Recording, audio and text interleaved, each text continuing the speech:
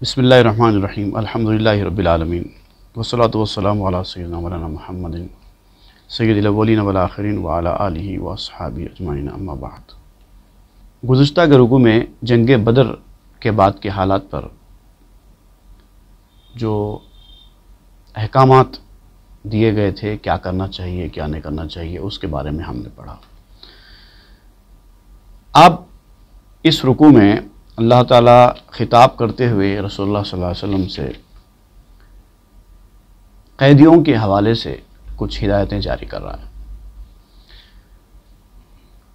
جو قیدی جنگ بدر کے بعد مسلمانوں کے قبضے میں آ گئے تھے، ان کا ذکر کر رہا ہے، اور جو لوگ دھوکے بازی کرے ہیں اس جنگ بدر کے دوران میں اور جنگ بدر کے بعد بھی، ان کے ساتھ کیا معاملہ کرنا چاہیے اس کا ذکر کیا گیا۔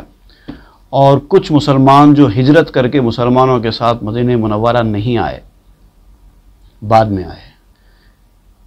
میں مسلمان ہوئے، ان لوگوں کے ساتھ کا معاملہ کیا کرنا چاہیے، اس کی ساری باتیں اس رکوع میں بیان کی جا رہی ہیں۔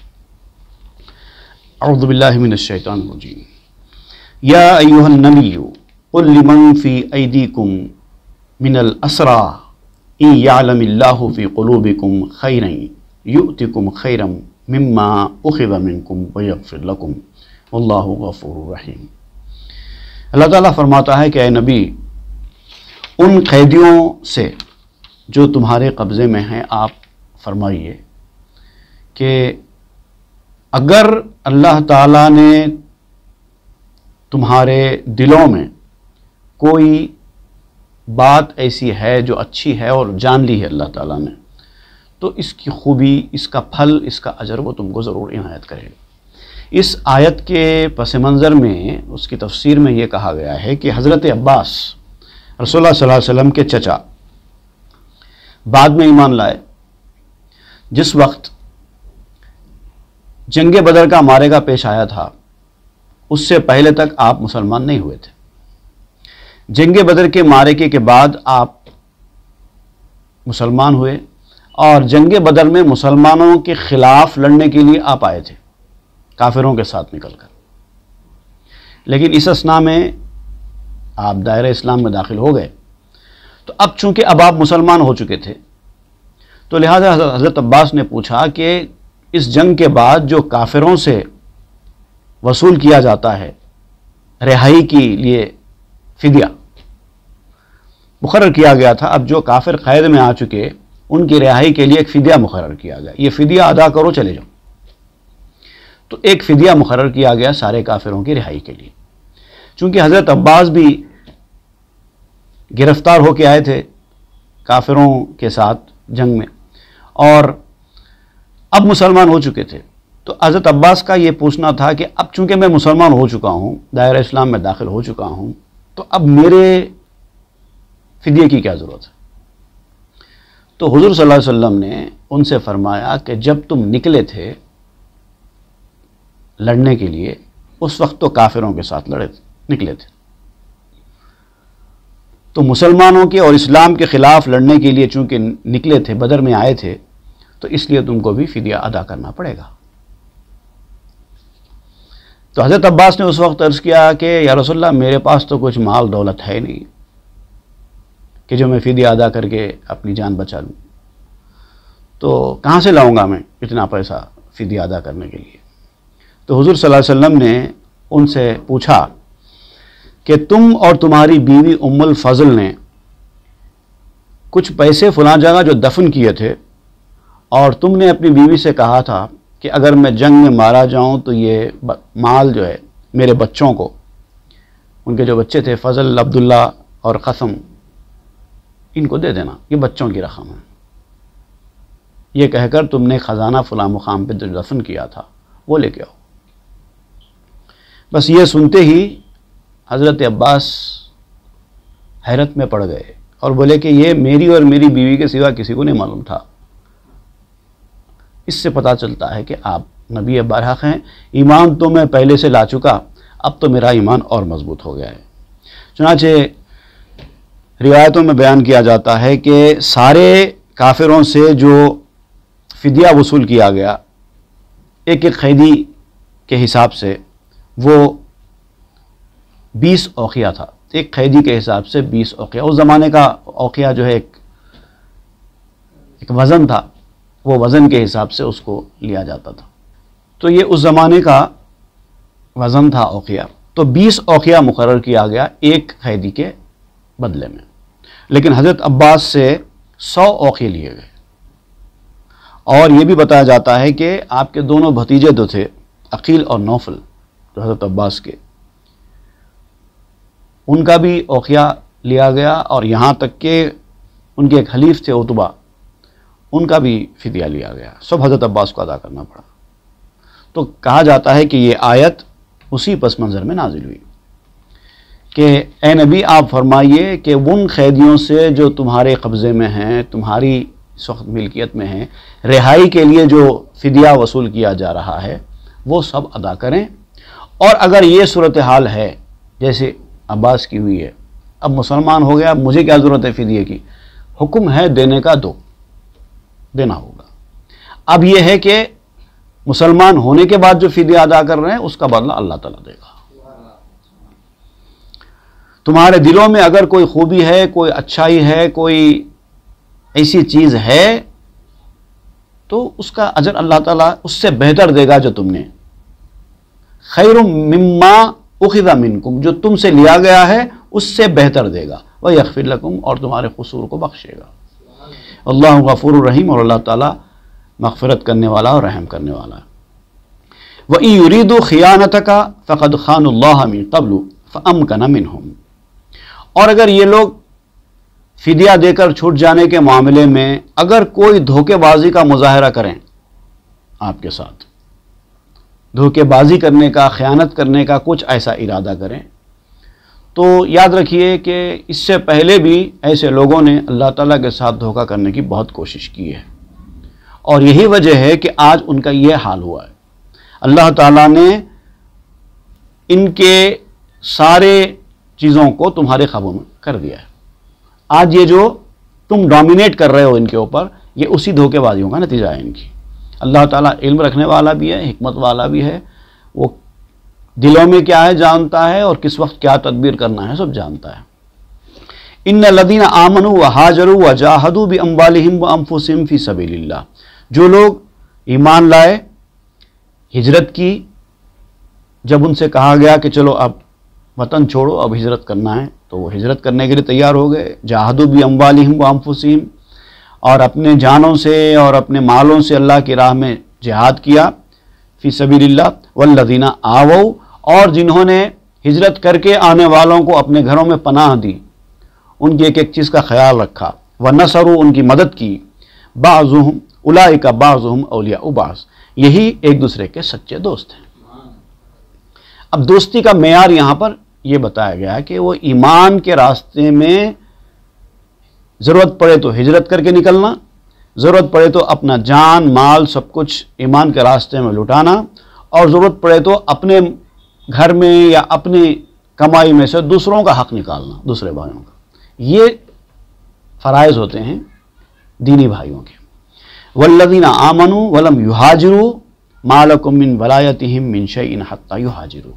اب ایک دوسرا ذکر کیا جا رہا ہے کہ جو لوگ ایمان تو لے کے آ گئے تھے ہجرت سے پہلے مکے میں، لیکن ان کی کچھ مجبوریوں کی وجہ سے یا کوئی اور ریزنوں کی وجہ سے انہوں نے ہجرت کے حکم پر فوری لبیک نہیں کہا، ہجرت نہیں کی انہوں نے مسلمانوں کے ساتھ، لیکن بعد میں ہجرت کی یا اس وقت ہجرت نہیں کی. اب ان کے لیے کیا حکم ہے؟ اگر انہوں نے ہجرت کی ہی نہیں، ابھی بھی وہیں پر مکے میں موجود ہیں، مسلمانوں کے ساتھ انہوں نے ہجرت نہیں کی اور ابھی کافروں کی اس بستی میں موجود ہیں، تو اب یاد رکھو کہ ان لوگوں کے ساتھ تمہارا ایمانی رشتہ تو قائم ہے کیونکہ وہ مسلمان ہو چکے ہیں، لیکن جو وراثت کے جو معاملات ہیں اس میں ان کا کوئی حق نہیں ہوگا. جب ان سے کہا گیا تھا کہ ہجرت کرو تو ان کو ہجرت کرنا چاہیے تھا. یہاں پر جو رشتہ مواخات کہتے ہیں نا، رسول اللہ صلی اللہ علیہ وسلم نے ہجرت کے بعد مکے سے ہجرت کر کے آنے والوں اور مدینے کے رہنے والوں جن کو انصار کہتے ہیں، ان دونوں کے درمیان رشتے قائم کر دیے تھے. اور ایسے رشتے قائم کیے گئے تھے کہ ساری رشتہ داری کے حقوق ان رشتوں پر لاگو ہوتے تھے، یہاں تک کہ وراثت میں بھی ان کا حصہ ہو جاتا تھا۔ اگرچہ کہ یہ حکم بعد میں ختم کر دیا گیا، لیکن اس وقت تھا۔ جو لوگ ہجرت کر کے آئے تھے وہ ان کے بھائی بنائے گئے اور ان کی وراثت میں ان کو حق دینے کا حکم دیا گیا تھا۔ لیکن جو لوگ ہجرت کر کے نہیں آئے ان کا اس طرح کا کوئی وراثتی معاملہ، دوستی والا معاملہ بھی نہیں ہے، حتیٰ یہاجروا، یہاں تک کہ وہ ہجرت کریں، یعنی ان کو ہجرت کرنا کمپلسری ہے، آج کریں یا کل کریں، دیر سے کریں یا جلدی کریں، ہجرت تو بہرحال کرنی ہے۔ وَإِنِ اسْتَنصَرُوكُمْ فِي الدِّينِ فَعَلَيْكُمُ النَّصْرُ، اور اگر وہ ہجرت نہ کرنے کے باوجود چونکہ تمہارے بھائی ہیں، مجبوری کی وجہ سے ہجرت نہیں کرے ہیں، کافروں کی بستی میں رہ رہے ہیں، اب ظاہر بات ہے کافر ان کے ساتھ ظلم و زیادتی بھی کریں گے۔ مسلمانوں کی ایک بڑی تعداد ملک چھوڑ کر جا چکی ہے، اب رہ گئے ہیں چند گنتی کے، اور کافروں کا غلبہ ہے تو وہ لوگ ان کو ستائیں گے بھی۔ تو ایسی صورت میں اگر وہ ستائیں اور دین کے معاملے میں ان کو آزادی نہ دیں، ان کے ساتھ زبردستی کریں، ان کو مذہبی حقوق کی ادائیگی سے روکیں، ایسے معاملہ ہو تو تم پر ان کی مدد کرنا فرض ہے۔ الا علی قوم بینکم وبینہم میثاق، ضرورت پڑے تو ان سے لڑنا بھی ہوگا، لیکن اس قوم کے خلاف لڑائی نہیں ہو سکتی، چاہے وہ کافر قوم کیوں نہ ہو، جن کے ساتھ آپ کا ایگریمنٹ ہو چکا ہے، لڑائی نہ ہونے کا، سیز فائر ایگریمنٹ۔ اگر ان کے درمیان کوئی ایگریمنٹ ہو چکا ہے کہ ہم نہیں لڑیں گے تو اب نہیں لڑ سکتا۔ تو ایگریمنٹ میں یہ بات شامل کر لینا چاہیے کہ ان کو ان کی مذہبی فرائض کی ادائیگی سے نہ روکا جائے۔ یہ جو ایگریمنٹ تھا، اب یہاں پر ایگریمنٹ کا ذکر ہو رہا ہے میثاق کا، وہ دراصل صلح حدیبیہ کی طرف اشارہ ہے۔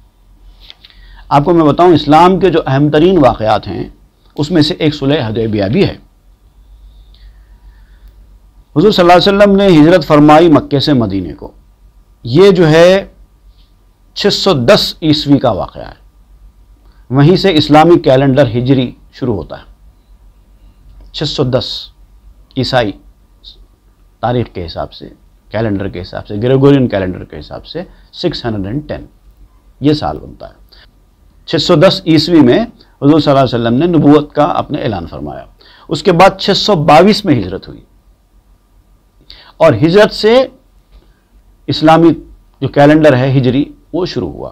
تو ہجری کیلنڈر کے 2 سال کے بعد یعنی 624 عیسوی میں جنگ بدر ہوئی، اور جنگ بدر کے بعد یعنی 6 ہجری میں، ہجرت کے 6 سال کے بعد یعنی جنگ بدر کے 4 سال کے بعد وہ ہوئی صلح حدیبیہ۔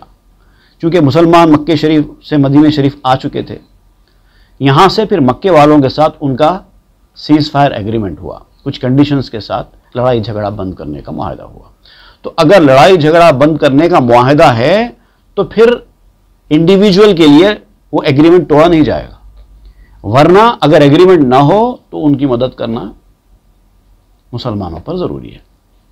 اس کے بعد پھر 630 میں فتح مکہ ہوا، جب مسلمان فاتحانہ شان و شوکت کے ساتھ، اور یہ اس لیے ہوا کہ صلح حدیبیہ کے بعد جو ایگریمنٹ ہوا تھا، مسلمان تو اس ایگریمنٹ پر اسٹرانگلی ڈٹے ہوئے تھے، لیکن کافروں نے ایک ٹائم کے بعد اس معاہدے کی خلاف ورزیاں شروع کر دیں۔ اگرچہ کہ وہ خلاف ورزیاں کی انہوں نے، اس کے بعد آ کے مسلمانوں سے معافی بھی چاہنے کی کوشش کی کہ ہاں ہم سے ایگریمنٹ کی خلاف ورزی ہو گئی، لیکن حضور صلی اللہ علیہ وسلم نے اس وقت کہہ دیا کہ نہیں، اب بہت دیر ہو چکی ہے، یہ معاف نہیں کیا جائے گا۔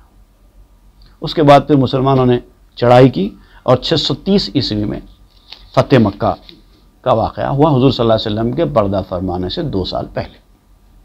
یہ ہے امپورٹنٹ ایونٹس جو ہوئے۔ تو بہرحال اس کا یہاں پر ذکر کیا جا رہا ہے کہ اگر معاہدہ ہو چکا ہے، میثاق ہو چکا ہے، تو پھر اب ان کے ساتھ لڑائی نہیں ہو سکتی۔ واللہ بما تعملون خبیر، اور اللہ تعالیٰ جو کچھ تم کرتے ہو اس کو خوب دیکھ رہا ہے۔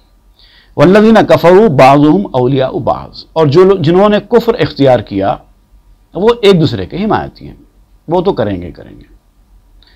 کافر، حالانکہ کافر قوم مختلف مذاہب کی ہوتی ہے، لیکن جب ایمان اور کفر کا معاملہ ہو جاتا ہے تو پورے کافر ایک ہو جاتے ہیں، کیونکہ ایک دوسرے کے اس معاملے میں دوست ہیں، حالانکہ ان کے اندر خود مختلف اختلافات ہوتے ہیں، لیکن ایمان اور کفر کا جب معاملہ سامنے آ جاتا ہے تو پورے کافر ایک ہو جاتے ہیں۔ الا تفعلوہ تکن فتنۃ فی الارض وفساد کبیر، اگر تم ان حکموں پر عمل نہیں کرو گے جو تم کو بتایا گیا ہے تو پھر ملک میں فتنہ برپا ہو جائے گا اور فساد پھیل جائے گا۔ جو ایگریمنٹ ہوا ہے اس پہ عمل کرنا ہی کرنا ہوگا، ورنہ وہ پیس ختم ہو جائے گا۔ والذین آمنوا وہاجروا وجاہدوا فی سبیل اللہ والذین آووا ونصروا اولئک هم المؤمنون حقا، جو ایمان لائے اور جب ان سے کہا گیا ہجرت کرنے کے لیے تو ہجرت بھی کی اور جہاد کیا اللہ کی راہ میں، اور جنہوں نے ہجرت کر کے آنے والوں کو پناہ دی اور ان کی امداد کی، وہ تو خوش نصیب سچے ایمان والے ہیں۔ یعنی اللہ تعالیٰ یہاں پر ان صحابہ کرام کے ایمان کی تصدیق فرما رہا ہے کہ جن صحابہ کو تم معمولی لوگ خیال کرتے ہو وہ معمولی لوگ نہیں ہیں، ان کے ایمان کی تصدیق اللہ تعالیٰ اپنے کلام میں کر رہا ہے۔ لہم مغفرۃ ورزق کریم، اور ان کے لیے خوشخبری ہے اور کرامت والی، عزت والی روزی روٹی ان کے لیے اللہ تعالیٰ نے تیار رکھی ہے۔ والذین آمنوا من بعد وہاجروا وجاہدوا معکم فاولئک منکم، اور جو لوگ بعد میں ایمان لائے اور ہجرت کی۔ اب دیکھیے، ہجرت کے بعد ایمان لائے یا پہلے ایمان لا کے ہجرت کے بعد، مسلمانوں کی ہجرت کے بعد ہجرت کے لیے آئے، جس وقت ان سے کہا گیا تھا کہ ہجرت کرو اس وقت انہوں نے ہجرت نہیں کی، بعد میں انہوں نے ہجرت کی، یا پھر وہ لوگ جو ہجرت کے بعد ایمان لائے لیکن بالآخر انہوں نے ہجرت کی اور جہاد میں بھی حصہ لیا، فاولئک منکم، ان کا بھی تمہارے جیسا ہی شمار ہوگا۔ اب دیکھیں یہاں بڑی کام کی بات میں بیان کرتا ہوں۔ صلح حدیبیہ جو ہے نا وہ ہجرت کے بعد ہوئی، ہجرت کے بعد بدر کے بعد صلح حدیبیہ ٹریٹی۔ صلح حدیبیہ سے پہلے جنہوں نے ہجرت کی ان کا مقام بڑا ہے بعد میں ہجرت کرنے والوں سے، جیسے قرآن مجید میں فتح مکہ کے حوالے سے بھی کہا گیا ہے۔ فتح مکہ تو صلح حدیبیہ کے بھی بعد کی چیز ہے نا، تو فتح مکہ کے بعد مسلمان ہونے والوں کے لیے قرآن مجید میں آیت نازل ہوئی، لا یستوی منکم من انفق من قبل الفتح وقاتل اولئک اعظم درجۃ من الذین انفقوا من بعد وقاتلوا۔ سورہ الحدید آیت نمبر 10، سورہ 57 آیت نمبر 10۔ اس میں اللہ تعالیٰ نے واضح الفاظ میں فرمایا کہ جو لوگ تم میں سے اللہ کی راہ میں خرچ کرتے رہے فتح مکہ سے پہلے، ان کا ایمان اتنا مضبوط تھا کہ وہ فتح مکہ سے پہلے ایمان لائے اور اس وقت بھی وہ اللہ کی راہ میں خرچ کرتے رہے اور لڑائیوں میں حصہ لیا مسلمانوں کے ساتھ، وہ بعد میں فتح مکہ کے بعد میں مسلمان جو ایمان لائے ان سے مقام میں بڑے، برابر نہیں ہو سکتے۔ جو پہلے ایمان لائے فتح مکہ سے اور جو بعد میں ایمان لائے فتح مکہ کے، دونوں درجے میں برابر نہیں ہیں۔ اولئک اعظم درجہ، پہلے والوں کا درجہ بڑا ہے۔ اسی لیے تو کہا جاتا ہے صحابہ کرام میں بھی سینئرٹی ہے، فتح مکہ سے پہلے ایمان لانے والے صحابہ کا درجہ بلند ہے، قرآن مجید میں اللہ تعالیٰ نے تصدیق فرمائی۔ تو یہاں پر بھی آپ دیکھیں گے وہی ذکر ہو رہا ہے۔ ہجرت کے بعد، یعنی صلح حدیبیہ کے بعد ہجرت کرنے والے مسلمان جب ہجرت کر کے آئے اس وقت انہوں نے ہجرت نہیں کی، بلکہ صلح حدیبیہ کے بعد وہ ہجرت کر کے آئے۔ اس وقت اگرچہ کہ ان کا مقام پہلے والوں سے درجے میں کم ہے، لیکن ان کے ساتھ معاملے ویسے ہی ہونے چاہیے جیسے پہلے والوں کے ساتھ ہوئے، کیونکہ وہ بھی تمہارے ساتھ والوں میں شامل ہیں۔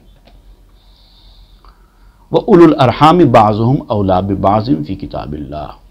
اب یہاں پر حکم بدلا گیا ہے، چونکہ اب پرانا وقت ہو گیا، مسلمان یہاں سیٹل ہو گئے، رشتے مواخات، بھائی بھائی کا جو رشتہ قائم کیا گیا تھا اور اسی رشتے کی بنیاد پر جو وراثت کے احکام بتائے گئے تھے، تمہارے بھائی کو بھی وراثت میں حصہ ملنا چاہیے، اب وہاں پر یہ ختم کر دیا گیا۔